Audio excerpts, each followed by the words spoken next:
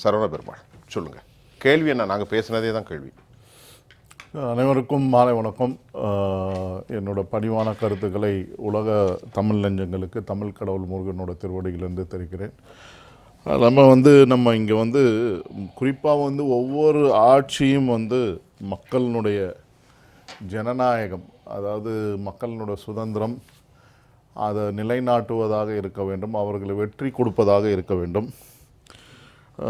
அப்படி இருக்கக்கூடிய சூழ்நிலையில் பார்த்திங்கன்னா, Tamil Nadu police commission comes down heavily on the abuse of authority. அதாவது கஸ்டடியல் டெத்தை பற்றி தான் இந்த Tamil Nadu police commission, 5th Tamil Nadu police commission ரொம்ப stringent disciplinary action of abuse of authority by police personnel, verbal abuse, non registration of genuine case, அது இல்லாமல் தவறுதலாக false கேஸஸை போடக்கூடாது, wrongful detention or brutal handling of accused and biased or unfair investigation, selective enforcement. இது என்னென்னா supreme court guidelines ஏற்கனவே ஆர்னேஷ் versus state of பீகாரில் இந்த மாதிரியான தேவையில்லாமல் ஒரு ஆளை தூக்கிட்டு போய் டிடிஎஸ் சொன்னாங்க, விசாரிக்கும் போது டேக் போட்டிருக்கணும், அடிக்கும் போது டேக் போட்டிருக்கணும். ஆமாம், அது மட்டும் இல்லாமல் வெஹிக்கிளுக்கு அந்த இது இருக்கணும்னு சொல்லி கைட்லைன்ஸ் இருக்குது. அந்த விசாரணைக்கு போகக்கூடிய வெஹிக்கிளுக்கு இது இருக்கணும். அந்த என்ன மாதிரியான, அதே மாதிரி இந்த ரிப்போர்ட், இந்த தமிழ்நாடு 5th தமிழ்நாடு போலீஸ் கமிஷனோட ரிப்போர்ட் முதலமைச்சர் அவர்களுக்கு கொடுக்கப்பட்டிருக்கு. இந்த கமிஷன் நடந்து பிப்ரவரி 27 ரிப்போர்ட் ஆகிருக்கு பத்திரிக்கையில். பிப்ரவரி 27, 2025 இந்த தமிழ்நாடு போலீஸ் கமிஷன் அவங்க ஒரு ரிப்போர்ட்டை கொடுத்துருக்காங்க. அது கேசஸ் ஆஃப் கஸ்டோடியல் டெத் அதிகப்படியாக ஆயிட்டுருக்கு.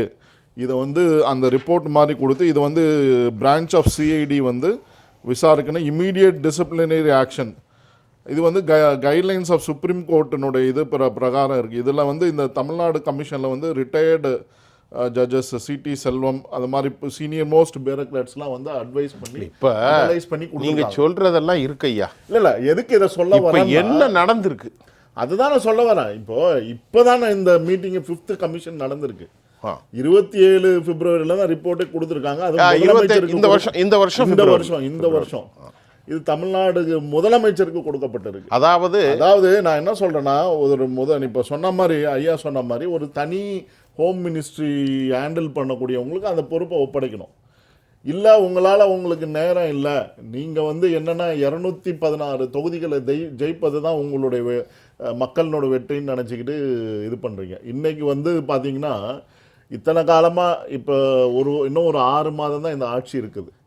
நீங்கள் ஆட்சிக்கு வந்த பிற்பாடு 2020 எலக்ட்ரிக் வெஹிக்கிள் விடுறோம் பஸ் விடுறோன்னு சொல்லி இன்றைக்கி தான் விட்டுருக்காங்க.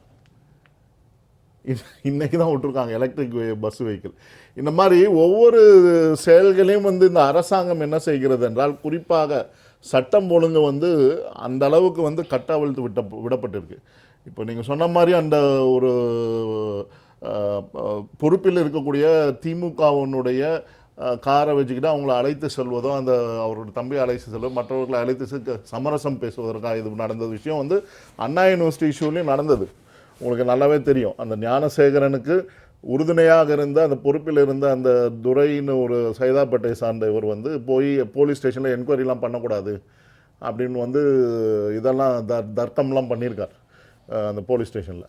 அந்த மாதிரி இந்த மாதிரியான ஒரு சூழ்நிலை உருவாகிருக்கு. எங்கே பார்த்தாலும் நாங்கள் அது இதுக்கு உதாரணம் பார்த்தீங்கன்னா, சரவணமாட்ட ஒரு கேள்வி. இல்லை நான் முடிச்சிடறேன் அந்த பாயிண்ட். உங்கள்கிட்ட தான் கேட்குறேன், கேளுங்க. இப்போ காவல்துறை அத்துமீறி மிருகத்தரமாக நடக்கிறதா? அதற்கு காரணம் என்ன? இந்த 5th போலீஸ் கமிஷன் காமிச்சிருக்காங்க. அதெல்லாம் விட்டுருங்க.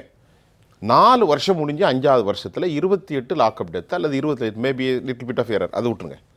இது நடந்திருக்குத காவல்துறை பைத்தியமாயிருக்கிறார்களா? உண்மையிலே அதை நீங்கள் சொல்ல வார்த்தைகள் அன்பார்லிமெண்டாக இருக்கலாம். ஏனென்று சொன்னால் ஒரு பிள்ளை உயிரை எடுப்பதற்கு எவனுக்கும் உரிமை கிடையாது. நாங்கள் அதைத்தான் பேசிக்கொண்டோம். இல்லை, டிடிஎஸ் விசாரிக்கலாம். எந்த ஆத்மாவுக்கும் ஒரு ஆத்மாவை படுகொலை செய்ய உரிமை கிடையாது. ஆகவே தான் அவர்களை நாங்கள் பயங்கரவாதிகள் என்று சொல்கிறோம். பயங்கரவாதிகளுக்கும் காவல்துறைக்கும் என்ன வித்தியாசம்? அதுதான் இப்போது போலீஸ்னுடைய வேலை என்னென்னா, அது உண்மையா இல்லையா அப்படின்னு விசாரித்து எஃப்ஐஆர் ஃபைல் பண்ணி கோர்ட்டில் சப்மிட் பண்ணுறது தான் வேலை. தண்டனை வழங்குவது. கரெக்ட். அதான் டிடிஎஸ் சொன்னார். ஐயாவும் அதான் சொல்கிறாரு. ஆனால் இந்த நடைமுறைகள்லாம் மீறி எங்கேருந்தோ வரக்கூடிய ப்ரெஷர், இப்போ இந்த ப்ரெஷர்ன்றது வந்து பார்த்திங்கன்னா எல்லா டிபார்ட்மெண்ட்லையும் இருக்குது. நீங்கள் மருத்துவத்துறையில் போனால் மருத்துவமனையில் வந்து ஒரு விஐபி ட்ரீட்மெண்ட் இவருக்கு கொடுக்கணுன்னா அங்கே இருக்க நர்ஸுகள் ரொம்ப திணறாங்க. ஏற்கனவே நர்ஸுகள் நம்ம அதை பற்றி பேசியிருக்கோம் இந்த மேடையில். பேசிக்கிட்டே தான் இருக்கும். பேசுகிறோம் இல்லை, பேசிக்கிட்டே இருக்கோம், தீர்வு நடக்கலை. அது மட்டும் இல்லாமல் நடைப்பயணமாக வந்தவங்களை வந்து மடக்கி இன்னைக்கு அரெஸ்ட் பண்ணிட்டாங்க டாக்டர்ஸ். போராட்டத்தை எதிர்த்து இவங்களுடைய நிலை சம்பள உயர்வு கேட்டும் அதில் ஆட்களை அதிகரித்து கொடுப்பதற்காக போராட்டம் நடத்திய நடைப்பயணம் வந்தவர்கள் அரெஸ்ட் பண்ணிட்டாங்க. இது மாதிரி அடக்குமுறை ஆட்சியை நடத்துகிறாங்களோ அப்படின்றது தான் தோணுது. இந்த அடக்குமுறையானது போலீஸுக்கும் வருது. அவங்களும் என்ன நினைக்கிறாங்கன்னா, நம்ம எதை வேணால் செய்யலாம், மேலே இருந்து நம்மளுக்கு பாதுகாப்பு கொடுப்பாங்க அப்படின்னு நினைக்கிறாங்களோ அந்த போக்கு இருக்குது. அது இல்லாமல் நீங்கள் சொன்ன மாதிரி வெயில்னால அவங்க ஸ்ட்ரெஸ் ஆகுறாங்களா இல்லை ஃபேமிலியில், அதாவது அதுதான் அவங்களுக்கு அதுதான் முக்கியமான பாயிண்ட்டை சொல்ல வருது. தமிழ்நாடு போலீஸ் கமிஷன் என்ன சொல்கிறாங்கன்னா, proper training should be given to the police officials. இவங்க ஆட்சிக்கு வந்ததுல இந்த எத்தனை முறை ட்ரைனிங் கொடுத்துருக்காங்க, எத்தனை போலீஸை இது வந்து மோட்டிவேட் பண்ணியிருக்காங்க, எப்படி ஹேண்டில் பண்ணணும். இல்லை நான் ஒரு உதாரணம் சொல்கிறேன், எனக்கு நல்லா தெரியும். நான் ஒரே ஒரு உதாரணம் சொல்லிடுறேன். எனக்கு நினைவு தெரிஞ்சு முதல் தடவையாக நான் போலீஸ் ஸ்டேஷனும் பயங்கரமாக அஞ்சினேன். நான் 2002. ஆனால் வந்து போலீஸ் ஸ்டேஷன் போய் பார்க்கும்போது அந்த சூழ்நிலை 2001 6 பீரியடில் ஐஎஸ்ஓ சர்டிஃபிகேஷன்லாம் வாங்கி முதலமைச்சர் அவர்கள் கட்டளையிட்டதன் பேரில் மே ஹெல்ப் யூ அப்படின்னு சொல்லி ஒரு முதல்ல இருப்பாங்க. உங்களுக்கு என்ன பிரச்சனைகளும் விசாரிப்பாங்க. அந்த பிரச்சனைகளை அணுக பிரகாரம் அவங்களே எழுதி கொடுப்பாங்க. நீங்கள் கம்ப்ளைண்ட் எழுதலாமா வேண்டாமா, இதை வந்து தீர்த்துக்கலாம் அப்படின்னு சொல்லி போலீஸ் அனுப்புவாங்க. இதெல்லாம் தான் நடக்கும். அடுத்த கட்ட லெவலுக்கு தான் அந்த எஃப்ஐஆர் ஃபைல் பண்ணுறதோ சிஎஸ்ஆர் ஃபைல் பண்ணுறதோ போகும். ஆனால் இந்த நடைமுறை எல்லாமே போயிடுச்சு. இப்போ எல்லாமே டிவியேட் ஆகி எல்லாமே டோட்டலி ஒரு கொலாப்ஸ். நீங்கள் சிசிடிவி கேமரா போலீஸ் ஸ்டேஷனில் இருந்தாலுமே வந்து அவர்களோட அதெல்லாம் வாட்ச் பண்ணிங்கன்னா சிசிடிவி கேமரா உண்மைகள் தெரிய வரும், பேசும் என்னென்ன நடக்குது. சார் அதாவது வந்து பார்த்திங்கன்னா, நம்ம ஐயா சொன்ன மாதிரி வந்து அவங்களுக்கு வந்து ட்ரைனிங் கொடுக்கணுன்னு தான் அந்த போலீஸ் கமிஷன்லேயும் சொல்லியிருக்காங்க. ரெக்ரியேஷன் எல்லாமே கொடுக்கணும். அது இல்லாமல் வந்து இப்போ ஸ்டாண்டர்ட் ஆப்ரேட்டிங் ப்ரொசீஜர்னு ஒன்று இருக்குது, எஸ்ஓபி. அதாவது எஸ்ஓபின்னு, அதாவது ஒரு முதல் கட்டமாக ஒரு ஹெட் கான்ஸ்டபிளும் போவாங்க, இன்சிடென்ட் நடக்கிற சைடுக்கு என்கொயரி பண்ணுவாங்க. அந்த இன்ஃபர்மேஷனை வந்து கலெக்ட் பண்ணி சீனியர் ஆஃபீஸர் எஸ்ஐயோ இல்லைனா வந்து இன்ஸ்பெக்டரோ இவங்கெல்லாம் வந்து அதை சரி பார்த்து அதை வந்து ஸ்ட்ரீம்லைன் பண்ணணும். அந்த கரெக்டான தகவல் கொடுக்கப்பட்டிருக்கா அப்படின்லாம். இதெல்லாம் வந்து ஒரு ஸ்டாண்டர்ட் ஆப்ரேட்டிங் ப்ரொசீஜர். ஸோ இதெல்லாம் மீறி வந்து ஒரு சில வரையறைகளை கடந்து ஒரு சில ப்ரெஷர் வரும்போது என்ன, மேலேருந்து ஒரு ப்ரெஷர் வரும்போது அவங்க வந்து எஸ்ஐ இன்ஸ்பெக்டர் இவங்கெல்லாம் வந்து ஒன்றும் செய்ய முடியாத சூழ்நிலையில் இருக்காங்க. அந்த சூழ்நிலை இவங்கள வந்து என்ன பண்ணுறாங்கன்னா, நான் திமுக ஆட்சிக்கு வந்த பிற்பாடு முதலமைச்சர் அவர்களுக்கு ஒரு நினைவூட்ட விரும்புகிறேன். அவர் சொன்ன வார்த்தை தான். அவர் என்ன சொன்னார், யார் திமுகவில் இருந்தவங்க தவறு செய்யலாம் அவர்களை வந்து கட்சியை விட்டு நீக்கி தகுந்த நடவடிக்கை எடுக்கப்படணும்னு சொன்னார். ஆனால் வந்து பார்த்தீங்கன்னா போலீஸ் ஸ்டேஷனில் வந்து இந்த 22வது வருஷம் வந்து டிஎம்கே உமன்ஸ் கான்ஃபரன்ஸ் நடந்தப்போ திமுகவினுடைய 2 தொண்டர்கள் வந்து போலீஸ் பெண்களுக்கு அங்கே தொந்தரவு கொடுத்தாங்க.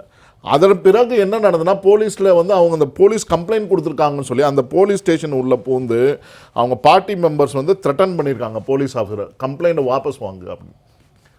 ஸோ இது என்ன நடைமுறை, அந்த 2 பேரை வந்து என்ன பண்ணியிருக்காங்க, இவங்கெல்லாம் வந்து அது மட்டும் இல்லாமல் சட்டசபையில் வந்து முதலமைச்சர் அவர் சொல்லுகிறார், ஞானசேகரன் என்பவர் சட்டசபையில் சொல்கிறார், ஞானசேகரன் என்பவர் எங்களோட அனுதாபி. அப்போ உங்கள் அனுதாபம் வந்து யார்கிட்ட இருக்குது, மக்கள் மீது இருக்கா, இல்லை திமுக தொண்டர்கள் மீது இருக்கா, இல்லை உங்களை சார்ந்து இருக்கக்கூடிய போலீஸ் ஆஃபீஸர். இப்போ ஜெகதீஸ்வரன் ஐயா சொன்னார், அந்த போலீஸ் ஆஃபீஸரை ஒரு முக்கியமான டிசியாக மாற்றிருக்காங்க, தவறு செய்த போலீஸ் ஆஃபீஸரை. அப்போது வந்து அவங்களுக்கு நீங்கள் அனுதாபி, இது அனுதாபிகளினோட ஆட்சியா, இல்லை மக்களினுடைய சட்டம் ஒழுங்கை நிலைநாட்டக்கூடிய ஆட்சியா, அல்லது மக்கள் வெற்றியை நோக்கி சென்று இருக்கக்கூடிய ஆட்சியா அப்படின்னு பார்த்தீங்கன்னா கிடையாது. இந்த ஆட்சியானது வந்து பார்த்திங்கன்னா அவர் முதலமைச்சர் அவர்கள் சொன்னார், சொன்னதையும் செய்யும் சொல்லாததையும் செய்யும், சொல்லாததை செய்து கொண்டு இருக்குன்னா உள்துறை அமைச்சகம். சரி.